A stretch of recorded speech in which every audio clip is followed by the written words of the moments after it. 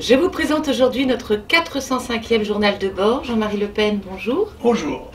Alors, les ministres des Finances de la zone euro ont refusé hier d'évoquer un nouveau plan d'aide en faveur de la Grèce, attendant les résultats du référendum de dimanche, qui a été confirmé par Alexis Tsipras, toujours partisan du non. Alors, quels sont vos pronostics et pouvez-vous nous rappeler vos positions? Je pense que le non l'emportera, mais parce que les Grecs, les malheureux Grecs, sont acculés par l'actualité, si j'ose dire, cruelle, qui les met au pied du mur. Les gouvernements grecs se sont assez facilement accommodés de l'aide que leur apportait l'Europe, qui, elle, voulait se constituer politiquement à travers justement la monnaie, ce qui était, selon nous, mettre la charrue avant les bœufs et devait tôt ou tard aboutir à des dysfonctionnements et provoquer l'éclatement de la zone euro tôt ou tard.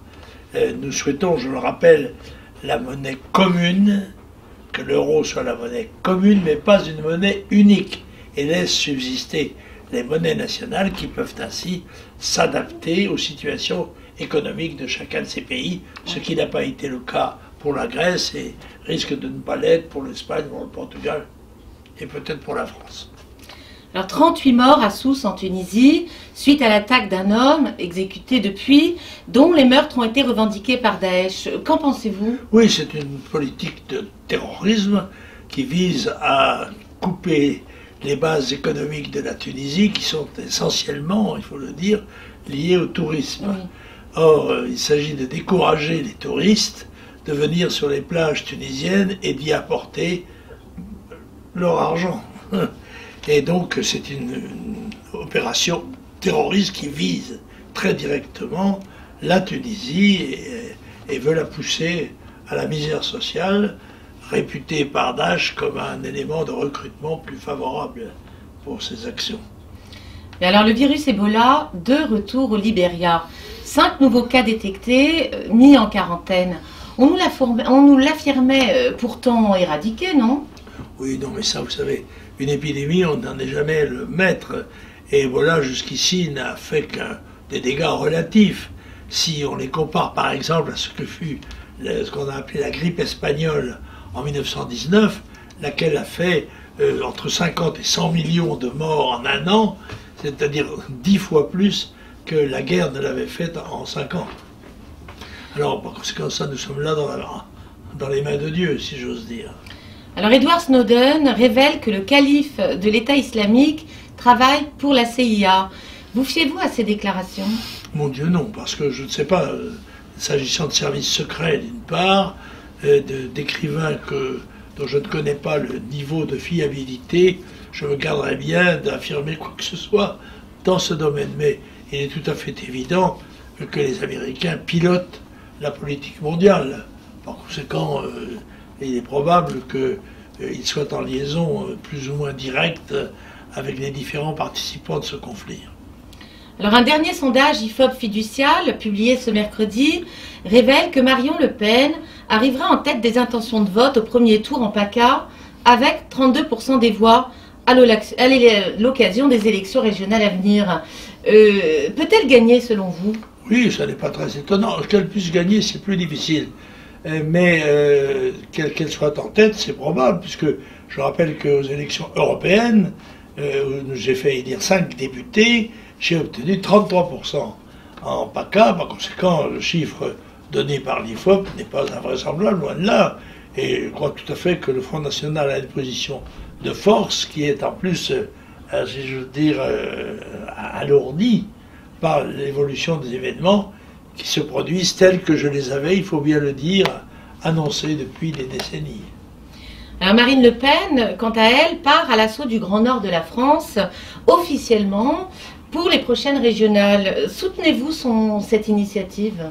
Oui, après tout, c'est tout à fait normal. Je crois que Marine Le Pen, présidente du Front National, candidate dans le Nord, Pas-de-Calais, Picardie, a des chances de l'emporter, ce qui serait évidemment une victoire tout à fait remarquable de nos de nos idées et probablement quand même un tremplin pour l'élection présidentielle.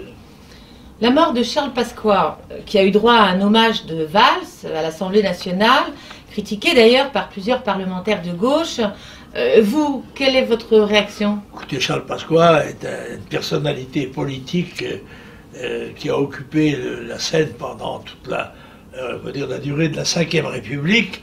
C'était un patriote, un militant national, pittoresque et quelquefois probablement discutable dans un certain nombre de ses options. Mais vous savez qu'il y a une courtoisie funèbre qui veut qu'on ne dise pas de mal des morts. Alors, en conséquent, il n'y a pas de raison d'en dire du mal de Charles Pasqua.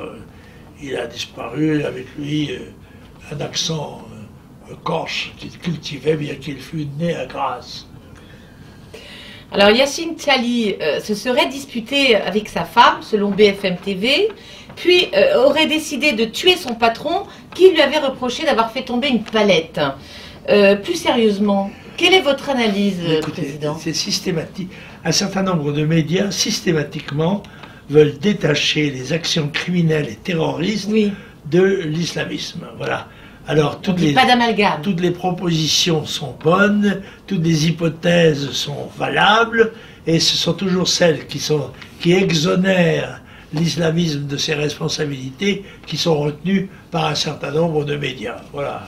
Chacun doit en prendre et en laisser. Donc ça fait beaucoup de déséquilibrés, en somme. Oui. Oui. Alors Manuel Valls, lui, évoque désormais une guerre de civilisation. Alors venant de lui, que cela vous inspire-t-il? Lui, c'est tout à fait l'inverse. À ce moment-là, lui, il généralise, c'est en effet, je pense, une guerre de civilisation, parce que le cumul de la révolution démographique qui porte la population mondiale à augmenter sans cesse au-delà des 7 milliards qu'elle représentait il y a peu de temps, avec le phénomène musulman, phénomène islamique, crée une situation absolument nouvelle, une situation détonnante, et qui s'apparente à en effet à un choc de civilisation, celle-ci conquérante, s'opposant à la civilisation décadente d'une Europe qui se trouve de surcroît en état de déficit démographique.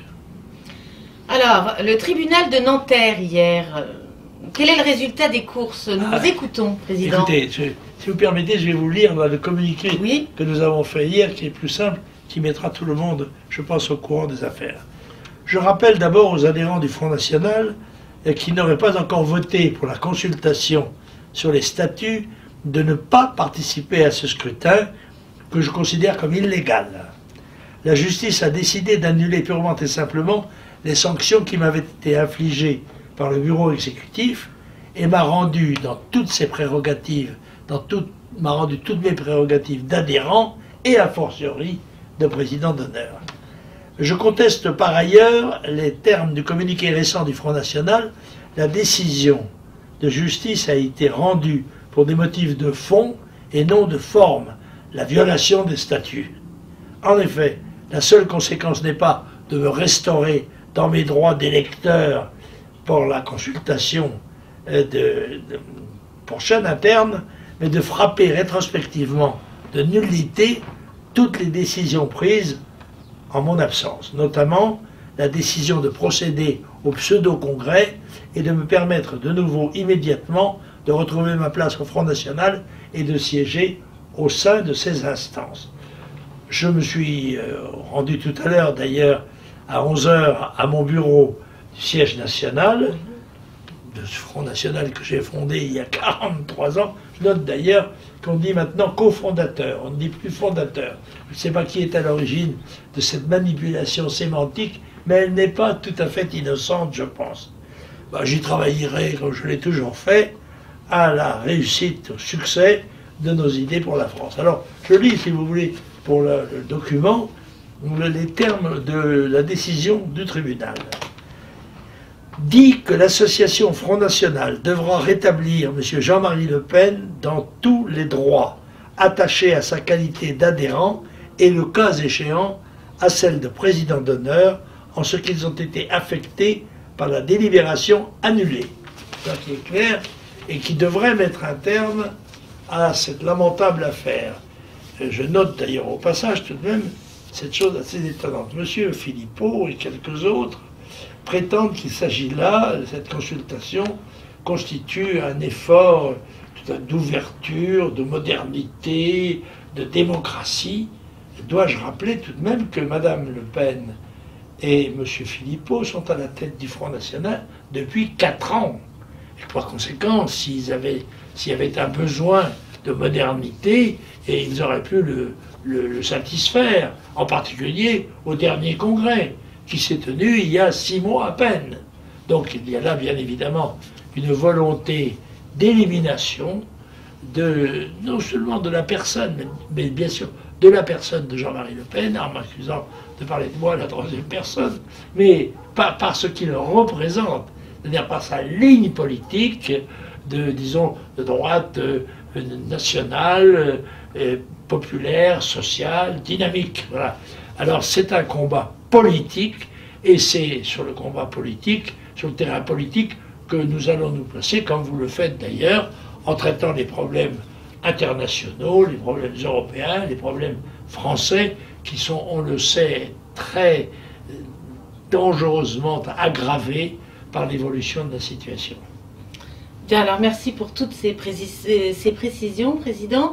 Alors, une militante de longue date que vous avez accompagnée tous ces derniers jours est décédée. Vous vouliez dire un petit mot à son sujet? Je voulais rendre un hommage particulier à Yolande Nectou, qui est morte à l'âge de 93 ans et qui a été pendant plusieurs décennies une militante absolument dévouée, venant de son 18e arrondissement au paquebot pour travailler, se mettre à la disposition de nos services.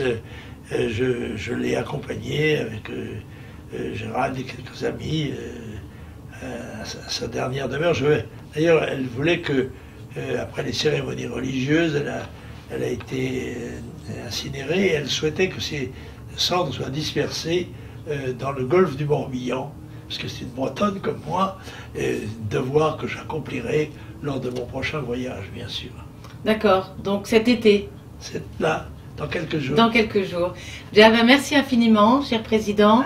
Et nous nous retrouvons, bien entendu, la semaine prochaine. Et un petit peu d'air. Et un peu d'air. Au revoir.